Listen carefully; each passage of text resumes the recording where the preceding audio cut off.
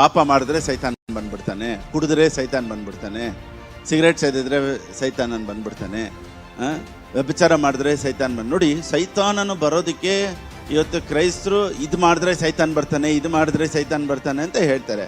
ಆದರೆ ವಾಕ್ಯದೊಂದಿಗೆ ಸೈತಾನ್ ಬರ್ತಾನೆ ಅಂತ ಯಾರಿಗೂ ಗೊತ್ತಿಲ್ಲ. ಇವತ್ತು ಪಾಸ್ಟರ್ ನನ್ನ ಪಾಕೆಟೇ ಖಾಲಿ, ನೋ ಪ್ರಾಬ್ಲಮ್. ಪಾಸ್ಟರ್ ನನ್ನ ಕೈ ಖಾಲಿ, no problem.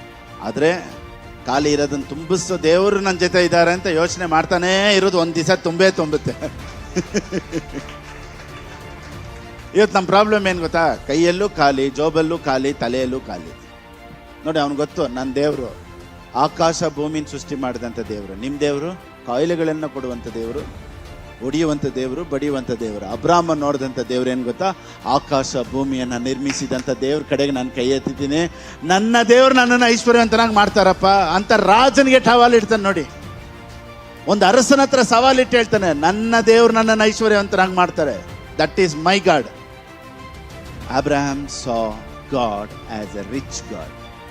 In New Covenant, I and you should see God as a rich dad. ಅಬ್ರಾಹ್ಮನಿಗೆ ಗಾಡು, ನನಗೂ ನಿನಗೂ ಡ್ಯಾಡ್. ಅಬ್ರಾಹ್ಮನಿಗೆ ದೇವರು ರಿಚ್ ಗಾಡ್ ಆಗಿ ನೋಡ್ದ, ನನಗೂ ನಿನಗೂ ದೇವ್ರು ರಿಚ್ ಡ್ಯಾಡ್ ಅಪ್ಪ. ಗಾಡೇ ಇಷ್ಟು ಆಶೀರ್ವದಿಸ್ಬೇಕಾದ್ರೆ ಡ್ಯಾಡ್ ಎಷ್ಟು ಆಶೀರ್ವದಿಸ್ಬೇಕು. Thank you Holy spirit.